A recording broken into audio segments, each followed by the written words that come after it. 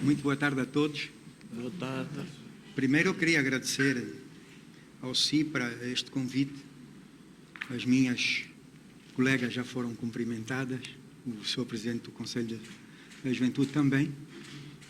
Dizer-vos que quando falamos da juventude, nós estamos a falar de um problema nacional, e digo problema porque ele encerra em si mesmo um conjunto de ações que têm que ser desenvolvidas para solucionar as situações que vamos detectando no dia a dia.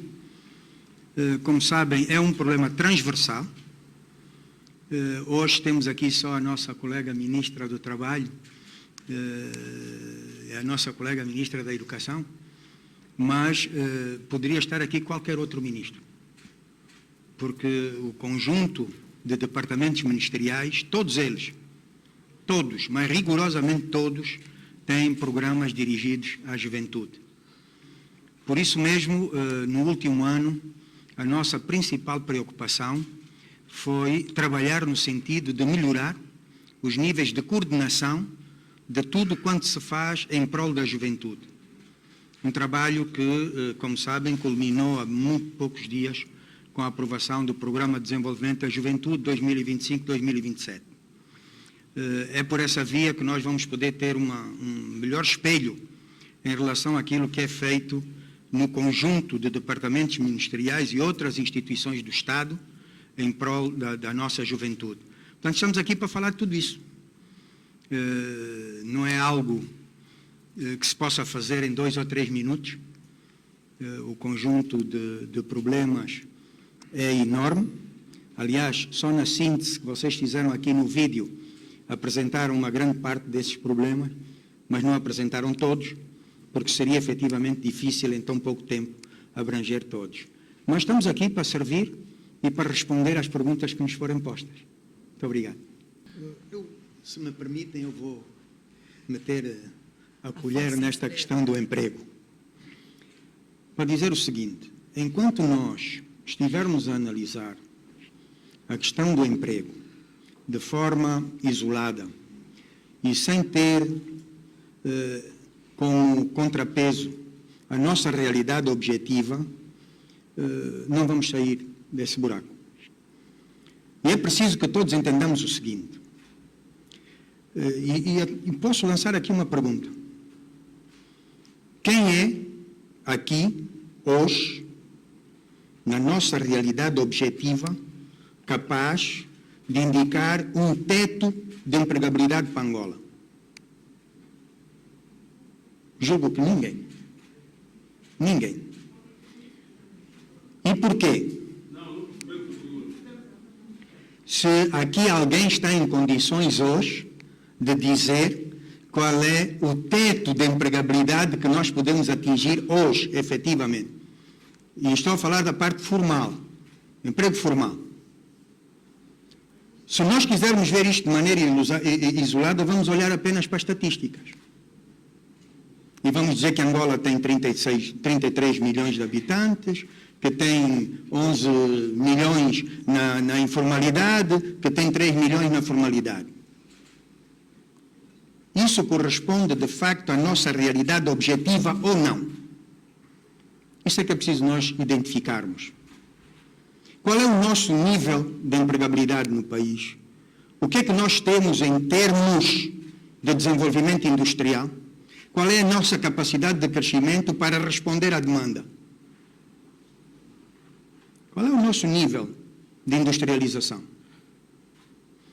Por outro lado, e sendo que hoje falamos mais da agricultura do que qualquer outra coisa, qual é de facto a disponibilidade da juventude para abraçar o campo? Qual é essa realidade? Ora, enquanto nós não fizermos estes estudos, quer sociológicos, quer até do ponto de vista da ciência do emprego, como é que nós vamos responder com precisão àquilo que são as nossas reais situações, em cada um dos elementos, quer na informalidade, na empregabilidade? Como é que nós vamos... Então, existe hoje um outro nível de análise, e não podemos ver isto de forma desgarrada. Quando nós estamos a falar do emprego para o jovem, há um sem número de questões que têm que ser enquadradas aqui. Durante muitos anos, quais eram as principais áreas de formação da juventude? Quando nós criamos a Universidade Agostinho Neto, qual era o vetor principal? Tínhamos as engenharias, a arquitetura, tínhamos medicina, tínhamos mais nada.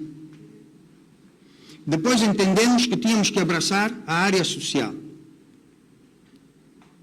E com todas as ciências da área social. Aí fomos para os ICHEDs. E criamos um sem número de jovens licenciados nas várias ciências que o ICHED alberga.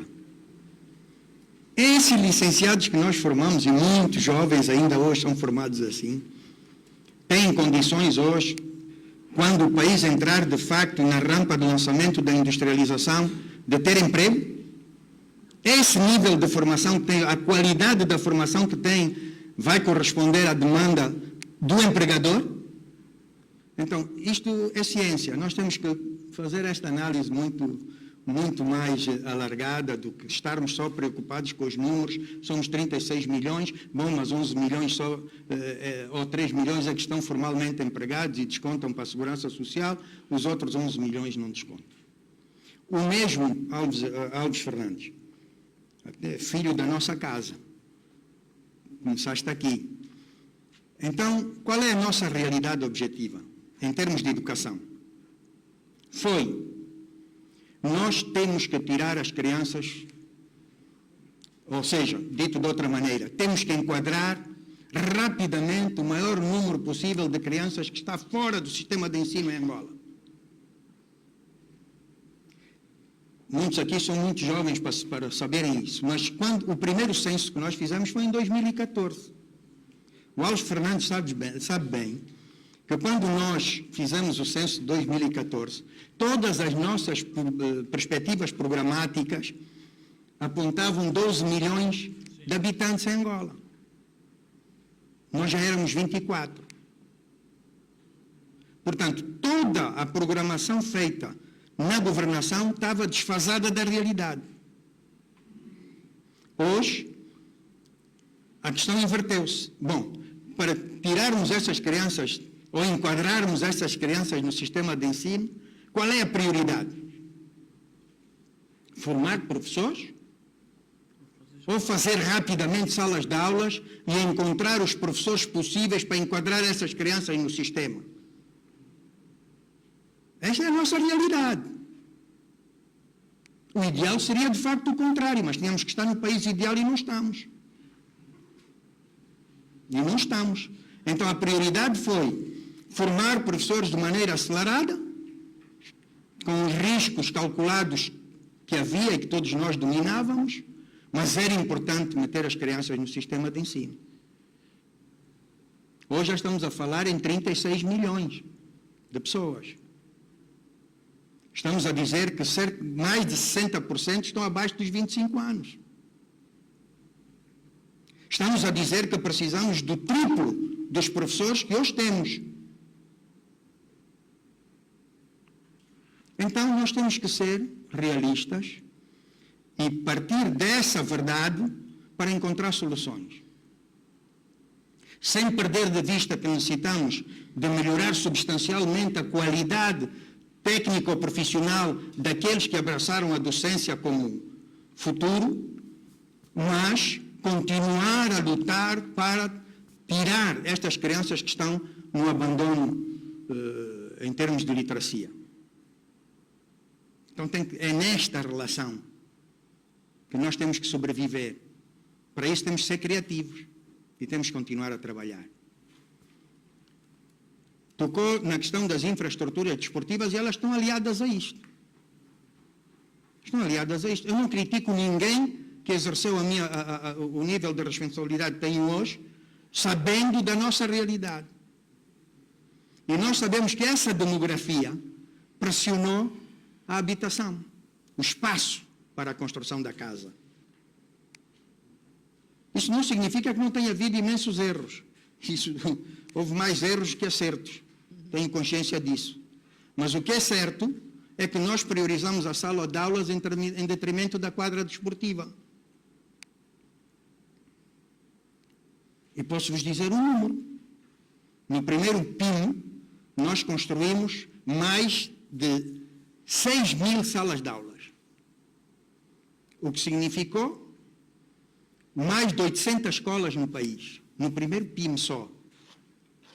Dessas 800 escolas primárias com 7 salas de aulas, quantas tinham quadra desportiva? Nenhuma. 0. Lá no bairro, aquela quadra que existiu e onde nós até jogávamos futebol, o que é que aconteceu a essa quadra? Por pressão da habitação, pela necessidade de responder à demanda da habitação, essas quadras foram ocupadas. Aí eu ainda entendo. Mas dentro do quadro dos erros, é só ir a um bairro como a Vila Alice. Quem conhece a Vila Alice pode avaliar hoje o que fizeram as quadras que existiam nos largos daquele bairro. E aí já não se justifica, porque não foram feitas habitações. Priorizou-se, de maneira simplista, o negócio. Então nós temos que analisar as situações em cada circunstância em função da realidade que temos. Portanto, hoje estou satisfeito, porque nós estamos a fazer um trabalho bastante profundo e por isso mesmo o Executivo aprovou o Plano Nacional de Desenvolvimento do Desporto. Hoje já começamos a falar de desporto comunitário organizado e muita gente não tem nem noção do que se faz de desporto neste país. É só ir comigo ao Kazenga e vão ver o que é que nós temos de desporto comunitário no Kazenga. E quem fala do Kazenga fala de toda a periferia de Luanda e das províncias. Então nós começamos um processo de reorganização daquilo que é o desporto comunitário e se estão a acompanhar, eu tenho a certeza que o Aldo Fernandes acompanhou, nós ainda agora acabamos de formar 300 monitores para o desporto comunitário. E é essa organização que vai dar corpo àquilo que nós queremos fazer. Eu penso que nos últimos anos nunca se falou tanto de desporto escolar como no último. E é verdade que encerramos ontem a fase regional. Dentro de pouco tempo vamos fazer os nacionais. Estamos a trabalhar em conjunto, os dois ministérios, e estamos a fazer o trabalho que se impõe nesta fase, para recuperar, numa primeira etapa, os índices que tivemos de participação, por rácios, em cada uma das modalidades, aquilo que tivemos nos anos 80 e 90. Mas eu costumo dizer que agora estamos numa fase de conduzir sem retrovisor. É bom não olhar para trás, temos é que olhar para frente, encontrar soluções e fazer. E esse é o nosso espírito. Não, com todo prazer responder ao Fuca Muzemba. Dizer-lhe com toda a abertura que nós não temos ainda dados objetivos sobre a qualidade dos jovens que saem do país. Dizer aleatoriamente que são quadros, primeiro temos que definir o que é o quadro.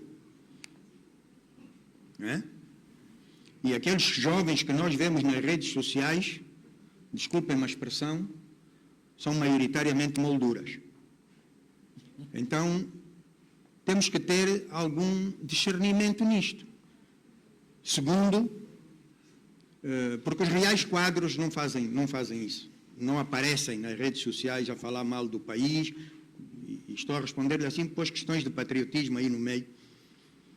Então, um jovem patriota não faz isso. E um jovem com qualidade não se comporta assim. Porque, aliás, com aquele tipo de comportamento, ele denega o seu direito de emprego lá onde ele está. Porque essa avaliação também é feita. Por outro lado, temos que ter consciência de que esta mobilidade juvenil hoje existe em todo lado. Na Europa, os jovens saem de um sítio para o outro.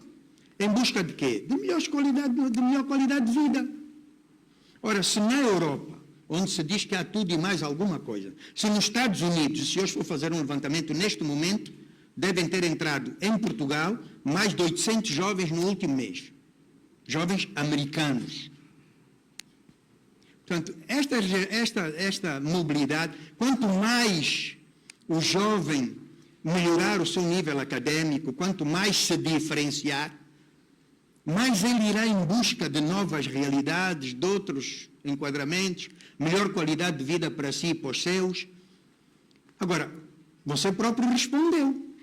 Com esta mobilidade, com esta facilidade de mobilidade que hoje existe, com os níveis de salário que nós praticamos no país, da oferta de qualidade de vida no nível em que está, é natural que eu espero que os jovens que estão a sair possam, pelo menos lá fora, defender-se. E que não continuemos a exportar jovens para ir para as obras. Nós sentimos muito orgulho, como vimos há dias, um jovem angolano, né, que está na NASA. Isso é que nos orgulha. Né? Jovens que saem do país, e podemos falar na ciência, podemos falar no desporto. Jovens que saem do país e que têm a bandeira no coração e mostram aquilo que valem. Agora, dizer só que o jovem saiu é um quadro. Quadro de quê?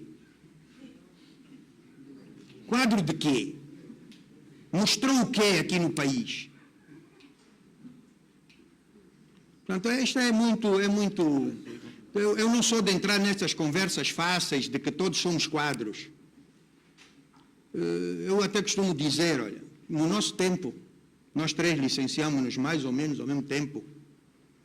Quando nós nos licenciamos, nem precisávamos de licenciatura para ter emprego. Com o 12º ano, com o nosso curso médio, nós tínhamos emprego garantido. Bom, passados uns tempos já era necessária a licenciatura. Nós que estamos aqui fomos professores universitários. O país vai sendo cada vez mais exigente. Quanto mais nós nos formos diferenciando, maior a exigência. Eu ainda há dias disse numa universidade que não basta estar sentado na faculdade. A triagem começa lá, onde você se está a licenciar. Quando o seu colega olha para si e diz, pô, não, a Teresa é brain. A Teresa vai longe. Começou a diferenciação. Todos nós somos estudantes universitários, só que uns terminaram com 19 e 20 e outros estão a terminar com 10 e 11. A sociedade vai fazer a depuração. E o certificado de 10 e 11 só vai servir para pôr lá na sala para a família dizer que ele fez licenciatura. Não vai servir para mais nada. Porque o funil vai estreitando cada vez mais. E são aqueles que de facto se diferenciam pela qualidade que vão ter os melhores lugares na sociedade.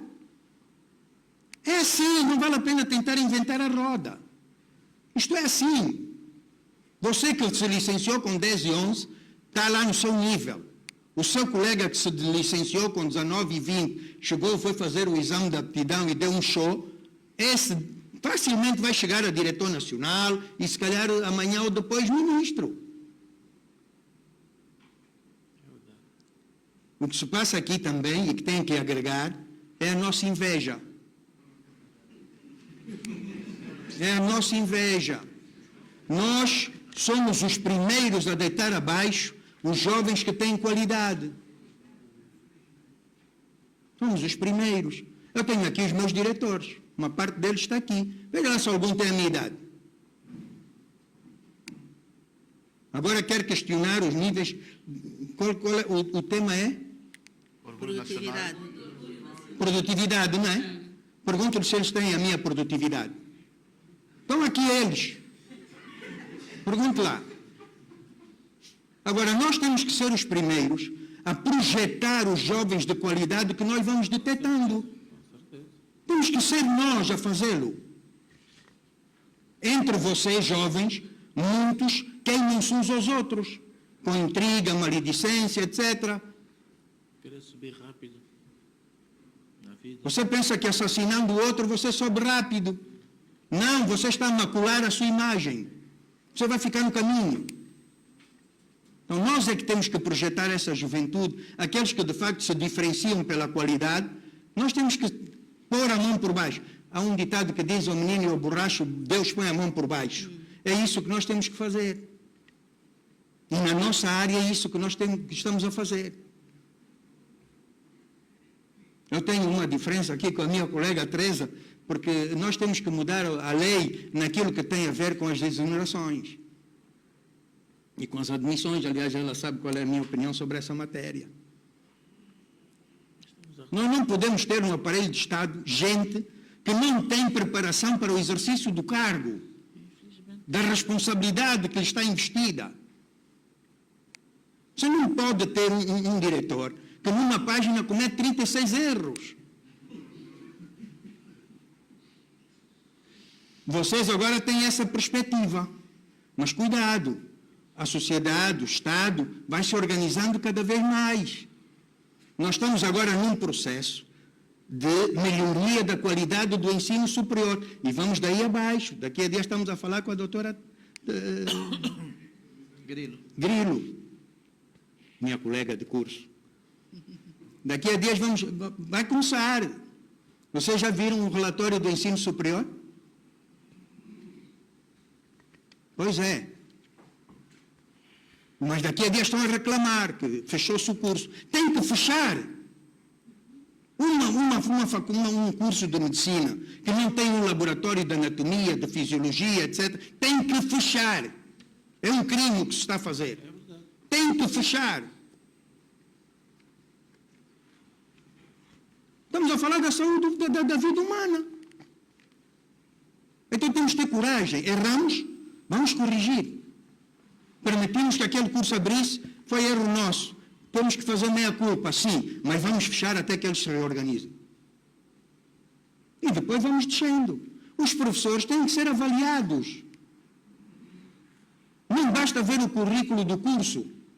Tem que avaliar o docente que vai dar aquela matéria. Para nós garantirmos que o nosso quadro de professores é um quadro de qualidade. Eu costumo dar um exemplo. Hoje, vocês veem que nas cidades estão a proliferar ginásios. O Alves sabe do que eu vou falar. Estão a proliferar aí ginásios. Qual é a qualidade das pessoas que estão lá a dar preparação física aos cidadãos? Que formação têm? Quantos deles foram ao Brasil com $800 e trouxeram um certificado de personal trainer?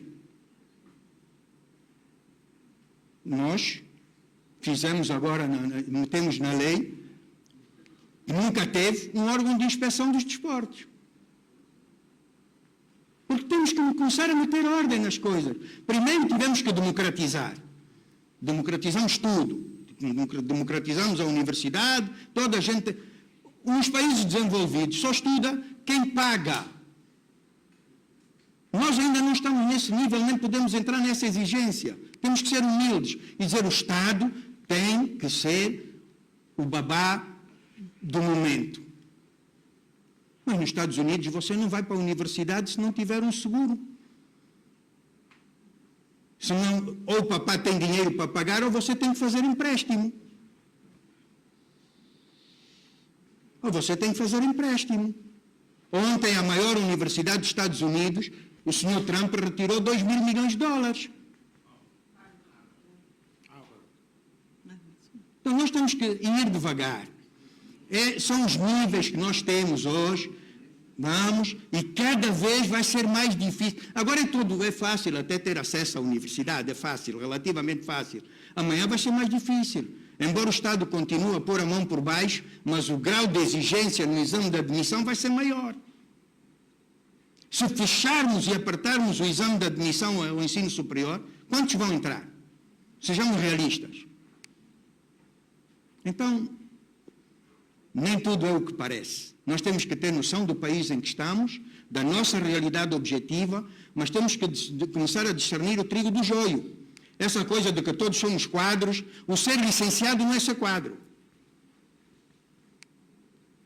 Os quadros diferenciam-se pela qualidade da prestação de serviços que têm. A aquilo que ele é capaz de oferecer à sociedade.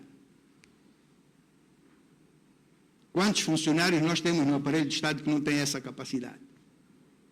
Não têm criatividade nenhuma, não são capazes de encontrar soluções, vivem do problema, amarram-se ao problema para justificar a sua ineficácia. E isto tem impacto direto nos resultados do Estado, do desenvolvimento da sociedade.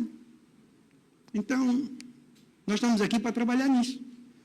E estamos a fazê-lo com coerência, ouvindo as pessoas, buscando soluções, integrando pessoas no sentido de ajudarem a desenvolver programas. Eu pensei que vinha para aqui que ia falar do Plano de Desenvolvimento da Juventude, né? Foi aprovado recentemente. O único que fez questão foi o Alves, que me falou do Plano de Desporto. Mas é bom porque o Ministério está a ser estruturado.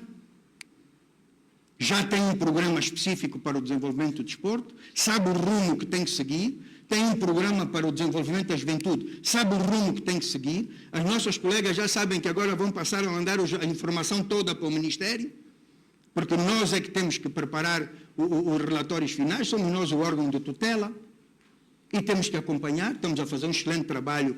Felizmente hoje vim bem rodeado, porque com as duas colegas que aqui estamos a fazer um excelente trabalho nesse domínio. Os nossos secretários de Estado têm encontros quase todas as semanas.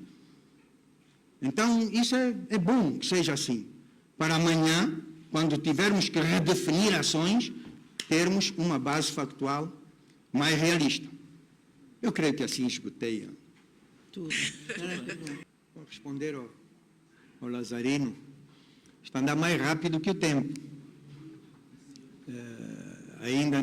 Nós ainda não cedemos para a gestão o estádio da Cidadela, ou a área da Cidadela Desportiva. O acordo de princípio, está firmado no quadro da gestão privada de todas as grandes infraestruturas desportivas. O Estado não tem condições para fazer manutenção permanente dessas megaestruturas. Quem conhece um estádio, a gente só vê o estádio na televisão, mas quem conhece o estádio sabe o envolvimento financeiro que está ali, em termos de manutenção, para que no dia a dia se possa fazer com a qualidade que as organizações internacionais exigem os jogos. Entendemos por isso mesmo, no quadro do Plano de Desporto, que essas megaestruturas devem ser entregues à gestão privada, com a salvaguarda da utilização pelo Estado sempre que necessário. Como é lógico, as federações nacionais têm que ter onde trabalhar. E por isso mesmo nós não assinamos o acordo ainda, porque uma das condições precedentes é que todas as organizações desportivas que têm sede na Cidadela Nacional sejam acomodadas noutros espaços. E estamos a trabalhar nesse sentido, vai levar algum tempo, mas enquanto não for assim, não há cedência do estádio da Cidadela, porque nós temos que salvaguardar o trabalho das federações nacionais, do Comitê Olímpico e do Comitê Paralímpico, todos eles com sede na Cidadela Desportiva. Então, logo isso seja resolvido, vamos passar à gestão. Nesse caso concreto, o caso da Cidadela, ainda diferente de outros projetos de gestão privada que existem, é que a condição porque quem vai ficar com as instalações será a Sonangol para a gestão privada, mas a Sonangol pôs como condição que durante cerca de 30, 40 anos o usufruto fosse feito pelo clube que eles subsidiam. É normal que assim seja, há esse exemplo em todo o mundo. Então, aqui não será diferente. O que nós queremos é que eles façam a requalificação de todo aquele espaço. Sabem que há mais de 10 anos que o Estádio Nacional da Cidadela não é usado, por razões óbvias, e precisa de um investimento muito grande para que seja requalificado.